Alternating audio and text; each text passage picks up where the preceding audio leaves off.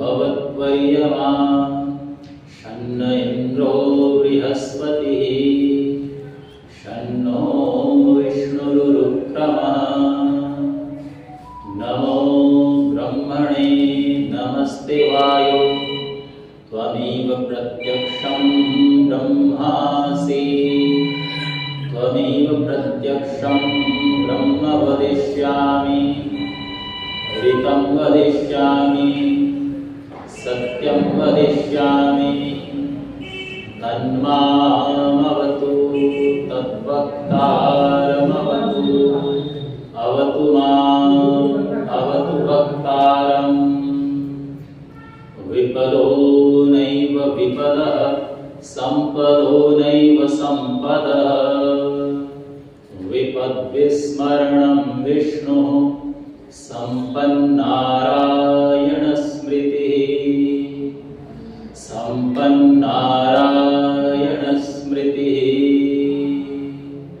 ओम शांति शांति शांति।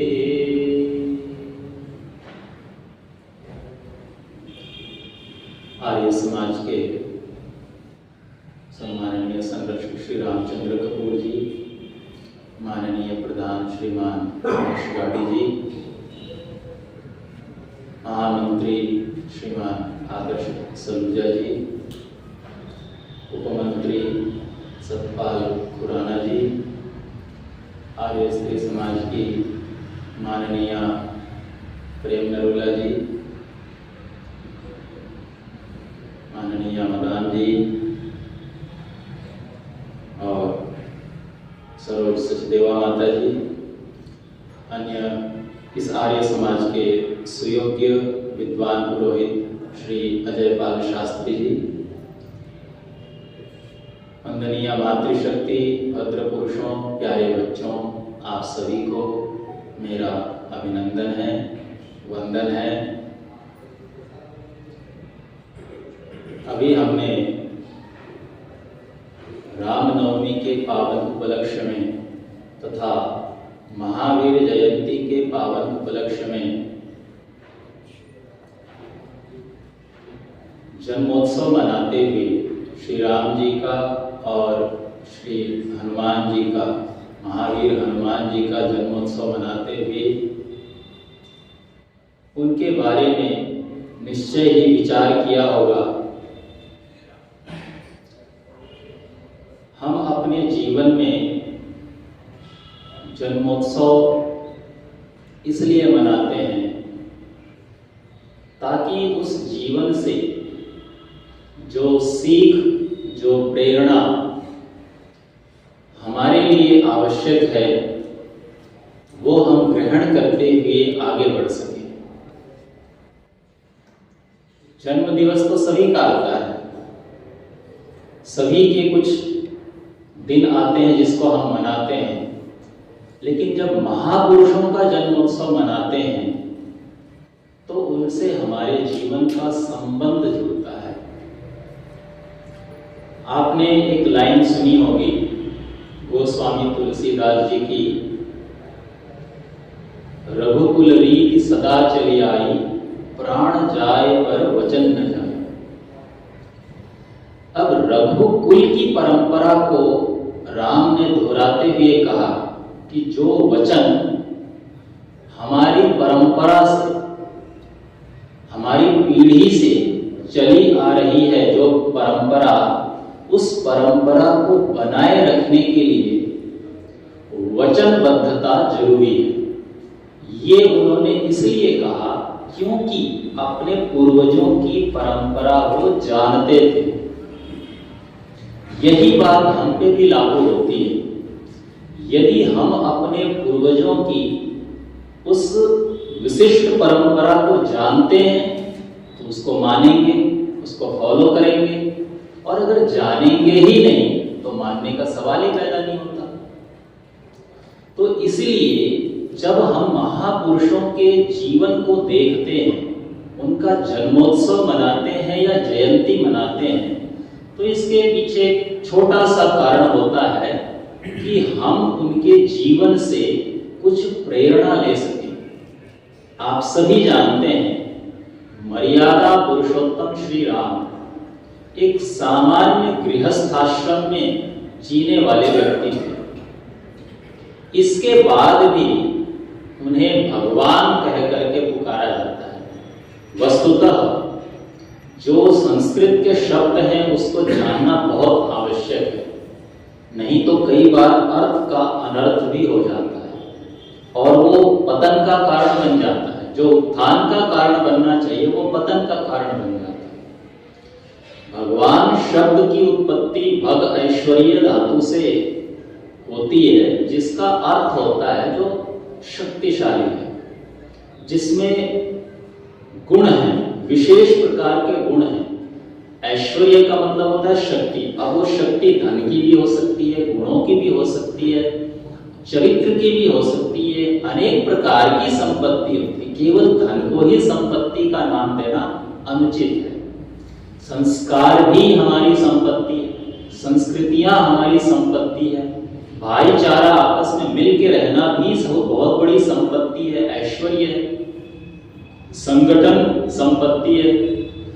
तो अच्छे गुणों से या किसी भी प्रकार के विशेष गुणों से जो ऐश्वर्यशाली है उसे भगवान कहा जाता है। अक्सर संस्कृत में सामान्य व्यक्ति के लिए भी जो पूजनीय है उसके लिए भगवान या भगवान शब्द प्रयोग में आता है। आपने रामायण या महाभारत पढ़ी हो, देखी हो या सुनी हो, तो यह संस्कृत में वाल्मीकि रामायण और संस्कृत में जो महाभारत है उसमें इस प्रकार का शब्द एक बार नहीं अनेक बार कईयों के लिए प्रयोग में आता हुआ आप देखेंगे। भगवान गुरुजनों के लिए भगवान और भगवान एक ही शब्द है, इसमें कंफ्यूज होने की जरूरत नहीं है, संशय नहीं होना चाहिए। तो भगवान शब्द से वहां पर तात्पर्य है जो उत्तम गुणों से युक्त व्यक्ति है वह भगवान। ऐसे ही योगेश्वर श्री कृष्ण के लिए है। जितने भी हमारे महापुरुष हैं, अगर उनमें एक अनुपम गुण है, ऐश्वर्य है, तो उनको हम भगवान शब्द से संबोधित कर सकते हैं। उस सिलसिले से हम राम को इसी कारण से भगवान कहते हैं।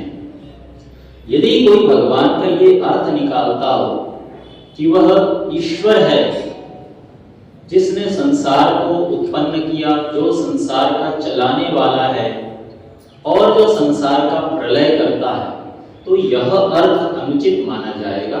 और क्योंकि एक मानव से यह संभव नहीं है और इसको कोई मानता है, तो इससे उनके मान और मर्यादा का हनन भी होता है। इससे भगवान शब्द की जो शक्ति है वो क्षीण होती है, न्यून होती है। इसलिए सबसे पहले महापुरुष, पुरुष और भगवान, इन शब्दों का अर्थ हमें अवश्य आना चाहिए। कहीं कहीं भगवान शब्द ईश्वर के लिए भी है, क्योंकि वो ऐश्वर्यशाली है। मैंने आपको बताया जो ऐश्वर्यशाली है उसके लिए भगवान शब्द प्रयोग में आता है। आर्य होने के नाते, बुद्धिजीवी होने के नाते शब्दों का अर्थ, व्यवहार हमें अवश्य ही पता होना चाहिए। यह पशुत्व और मानुषत्व में अंतर उत्पन्न करता है। तो जब हम शब्दों की परिभाषाएं जानते हैं, उचित ज्ञान का जब हमें बोध हो जाता है, तो हम सही अर्थ तक पहुंच पाते हैं। और उचित ज्ञान न होने से, अनुचित अर्थ निकलने से न केवल हमारी अज्ञानता साबित होती है, साथ ही साथ हमारे पूर्वज और ईश्वर की शक्ति का भी हनन होता है। इसलिए जो मर्यादा पुरुषोत्तम श्री राम हैं, उनके उन्हीं आदर्शों को यथावत समझना चाहिए जिनके कारण हम आज उन्हें अपना आदर्श पुरुष मानते हैं, महापुरुष मानते हैं। तो वाल्मीकि रामायण में कुछ खास प्रसंग ऐसे आते हैं जिसमें योगेश्वर श्री कृष्ण के चरित्र में और राम के चरित्र में कुछ विशेषताओं का वर्णन होता है। महाभारत में योगेश्वर श्री कृष्ण के चरित्र का वर्णन होता है तो रामायण में राम के चरित्र का वर्णन होता है। वाल्मीकि एक जगह पर कहते हैं कि अनृशंस्यम अनुक्रोशः श्रुतम शीलम दमः शमः राघवम शोभयन्त्येते षड्गुणाः पुरुषोत्तमम्। 6 गुणों के कारण उन्हें हम पुरुषोत्तम कहते हैं, मर्यादा पुरुषोत्तम।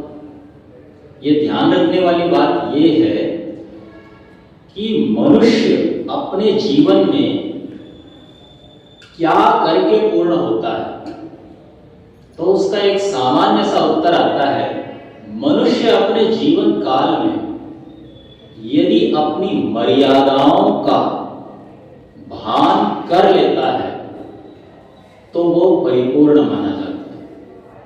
और जब हम अपनी मर्यादा को नहीं जानते तो हमारे अंदर घमंड होता है और इसी वजह से हमारा नाश होता है। तो मर्यादा पुरुषोत्तम इसीलिए उसे कहा गया है क्योंकि वह मनुष्य अपनी मर्यादा में रहते हुए जो सबसे उत्तम व्यवहार किया जा सकता है वह व्यवहार उन्होंने किया।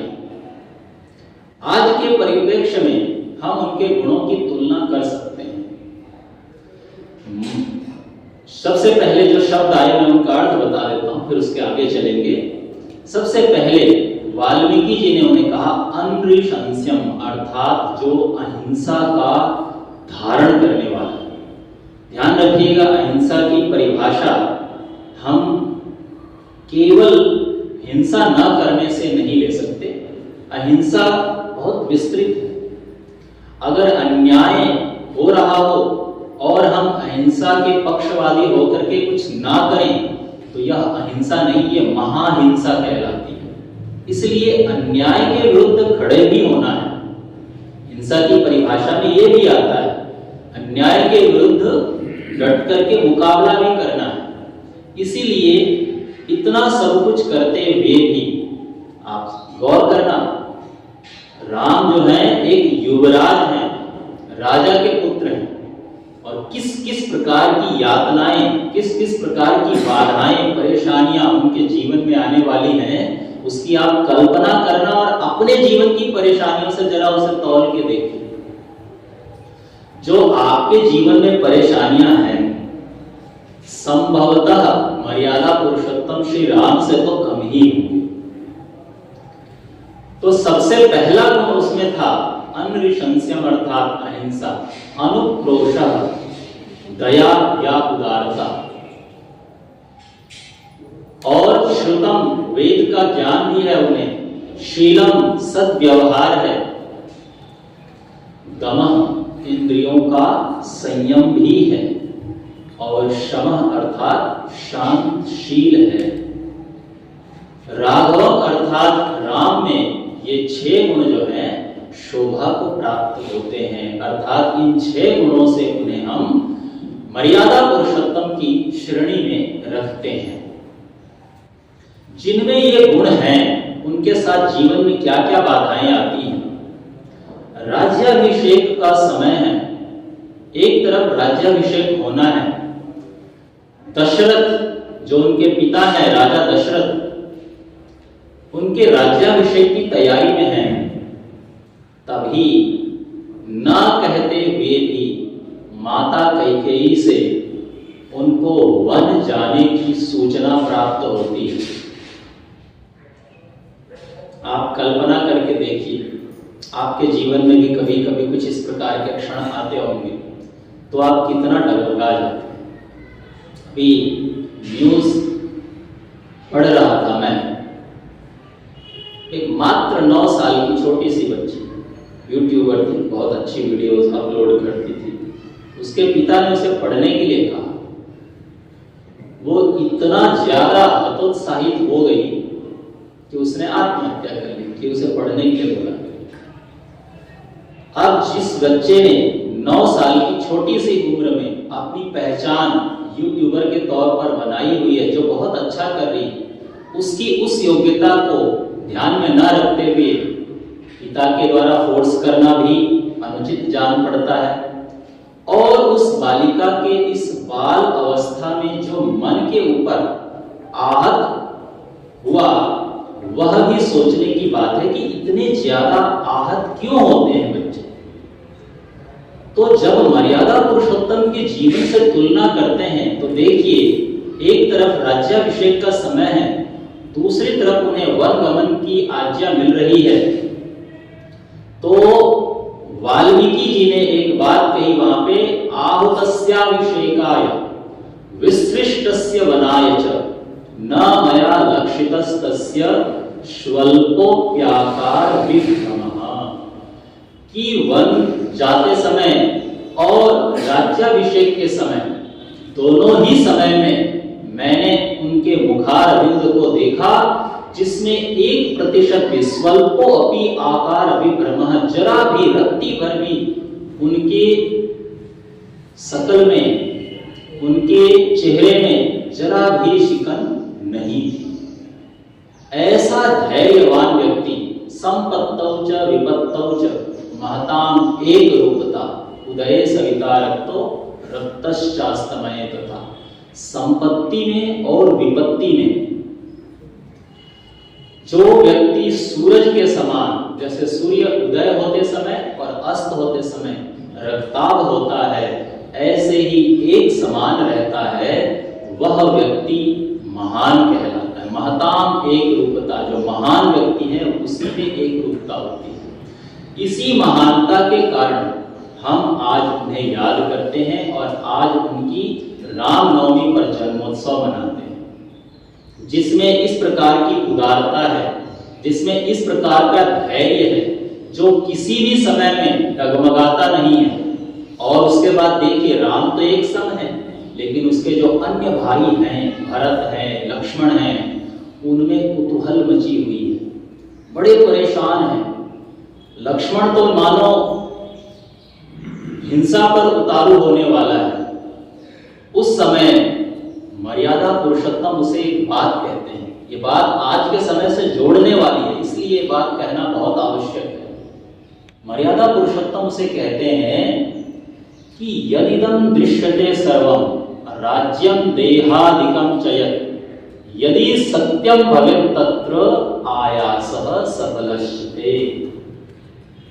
मर्यादा पुरुषोत्तम श्री राम लक्ष्मण को समझाते हुए कहते हैं कि ये जो तुम्हें दिखाई दे रहा है ना, यदिदं दृश्यते सर्वं राज्यं देहादिकं, जो राज्य है, जो शरीर है, जो ये दुनियादारी है, यदि यह सत्य है, अर्थात यथावत बने रहने वाले हैं जीवन में, तब तो तुम्हारा पुरुषार्थ सफल मानो, अर्थात तब तुम्हारा गुस्सा करना और अपने अनुसार जीवन को चलाने की कोशिश करना या परिस्थिति को बदलने का प्रयास करना तुम्हारा सफल है। और यदि आपको 1% भी ये लगता है कि यह सत्य नहीं है, जो राज्य है, जो राजभोग है, जो जीवन है, जो राजपद है, अगर ये सत्य नहीं है, शाश्वत नहीं है, तो किसके लिए ये प्रयास किया जाए। जब लक्ष्मण के सामने ये प्रश्न आता है तो लक्ष्मण शांत हो जाता है। ये आज के जीवन से लागू होने वाली बात है। क्यों हमारे बच्चों में ये बात नहीं आती कि यदिदं दृश्यते सर्वं राज्यं देहादिकं च यत्, यदि सत्यम भवेत् तत्र आयासः सफलश्चिते। भाई, जब सब कुछ नष्ट होने वाला है, क्षण भंगुर है, तो क्यों हम अच्छे गुणों को धारण करके परिवार के सांसारिक मूल्यों को धारण करते हुए जीवन में आगे नहीं बढ़ पाते। ये एक विडंबना है, और सिर्फ विडंबना ही नहीं, ये आज के परिवेश में राम के आदर्श को भूलने का बहुत बड़ा दुष्परिणाम भी है। इसीलिए हम राम जन्मोत्सव मनाते हैं, ताकि हम राम के आदर्शों को जान लें। और बात यहीं पे खत्म नहीं होती, बात जब आगे बढ़ती है तो अनेक ऐसे प्रसंग आते हैं जब राम के धैर्य की परीक्षा होती है, जब राम के आदर्शों को हम अपने जीवन से तौलने का प्रयत्न करते हैं तो हमारा जीवन परिवर्तित हो जाता है। जो रामायण तुलसीदास जी ने लिखी है, वस्तुतः वह जन सामान्य तक वाल्मीकि रामायण को पहुंचाने का एक प्रयास है। इसलिए कई ऐसे भी होते हैं जो राम जी के चरित्र को वाल्मीकि रामायण और तुलसी रामायण में अलग अलग देखने का प्रयास करते हैं और भिन्नता पाने से कुछ तो यहां तक कह देते हैं कि यह कपोल कल्पना है। यही वजह है कि हम पतन की ओर बढ़ रहे हैं। सन 1835 में लॉर्ड मैकाले ने जो शिक्षा पद्धति लागू की थी, आज वो चरितार्थ हो गई। जब आप कभी अपने बच्चों को तैयार करते हैं या हम अपने लिए तैयारी करते हैं, तो जिस पद पर हम प्रतिष्ठित होना चाहते हैं उस पद से रिलेटेड संबंधित जो प्रश्न पूछे जाते हैं उनकी तैयारी करते हैं। गौर से समझिएगा, जब हम किसी पद पे जाने के लिए उत्सुक होते हैं तो हम उसी की तैयारी करते हैं जो उस पद के लिए आवश्यक प्रश्न है, आवश्यक शंकाएं हैं, और उससे संबंधित प्रश्नों का जवाब दे करके हम उस पद को प्राप्त कर लेते हैं। ये किसी भी प्रकार की परीक्षा की बात कर रहा हूं, चाहे वो IAS स्तर की परीक्षा हो या सामान्य छोटे से क्लर्क की नौकरी हो या किसी प्राइवेट सेक्टर की बात हो। आपकी गुणवत्ता को उस फील्ड से जोड़ करके नापा जाता है, आपकी परीक्षा ली जाती है। लॉर्ड मैकाले ने नौकरी के लिए जिन योग्यताओं की आवश्यकता थी उसे शिक्षा में तो शामिल किया, और हम बहुत अच्छे तरीके से अपने बच्चों को तैयार करके वहां तक पहुंचा भी देते हैं। लेकिन जो एक डिवाइन प्रोग्रामिंग होनी चाहिए हमारे जीवन चरित्र में, हमारे जीवन में, वो डिवाइन प्रोग्रामिंग मिसिंग हो जाती है। इसलिए हम सफल तो हो जाते हैं आर्थिक रूप से, जीवन के इस भागदौड़ में सफल तो हो जाते हैं, लेकिन जो डिवाइन प्रोग्रामिंग है वो हमारा कमजोर हो जाता है। हमारी कंप्यूटर प्रोग्रामिंग बड़ी अच्छी होती है, हमारी अन्य जो प्रोग्रामिंग है वो बहुत अच्छी होती है, लेकिन जीवन कैसे जीना है, आइडियोलॉजी हमारा मर जाता है। और जब आइडियोलॉजी हमारा मर जाता है तो जीवन दर्शन समाप्त हो जाता है। जब जीवन दर्शन ही समाप्त हो जाएगा तो जीना कहां से आएगा? इसीलिए मर्यादा पुरुषोत्तम श्री राम के जीवन से जो बात सीखने को मिलती है वो बात हमें इस प्रकार के उत्सवों से, राम नवमी से, महावीर जयंती से, महावीर हनुमान जी के गुणों से कुछ सीखने का प्रयास करना चाहिए। अन्यथा कुछ पौराणिक कथाओं में सरल शब्दों में समझाने के लिए कहानी बनाई गई है, उन कहानियों पर बिल्कुल सही ढंग से अगर कोई चरितार्थ करने का प्रयास करेगा तो वो अमानवीय लगता है, और जब अमानवीय लगता है तो उसे लोग कहते हैं कि ये मनगढ़ंत बातें हैं। कुछ चीजों को धर्म से जोड़ दिया जाता है जो अच्छे होते हैं, जो अच्छी बातें होती हैं, इसलिए उसे धर्म की परिभाषा में नहीं तोलना चाहिए। महापुरुषों का जीवन चरित्र सही मायने में अगर जानना है तो मूल ग्रंथों से हमें जानने का प्रयास करना चाहिए। इसलिए इन आदर्शों को यदि हम सही रूप में जानने का प्रयास करेंगे तो हमारी जीवन शैली बदल जाएगी। तुलसीदास जी एक बात कहते हैं, प्रातः काल उठ के रघुनाथा, मात पिता गुरु नाम ही माता। राम के चरित्र का वर्णन है। जब राम प्रातः काल उठते थे तो अपने माता पिता और गुरु को प्रणाम करते थे, चरण स्पर्श करते थे। जब ये आदर्श हमारे बच्चे जानेंगे तो उन्हें पता चलेगा कि अच्छा ये परंपरा है हमारी, और उस परंपरा के पालन के लिए वो उद्यत होंगे।